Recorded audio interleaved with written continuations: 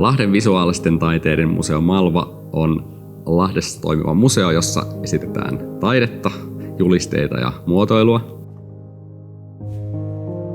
Ekokollektiven Ahto on Malvassa Valogalleriassa sijaitseva vuorovaikutteinen ja moniaistillinen teos, joka kutsuu meidän museokävijän hiljentymään teoksen ääreen, jossa sekä äänimaisema että kuva vuorovaikuttaa tämän kävijän kanssa.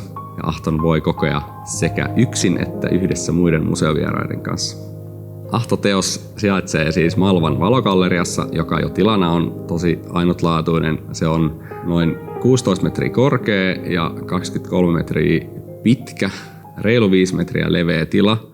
Epsonin projektoreilla projisoidaan tämä koko kuva tässä tilassa olevalle isolle seinälle, ja sillä on tietenkin iso merkitys niiden visuaalien esittämiselle siinä tilassa.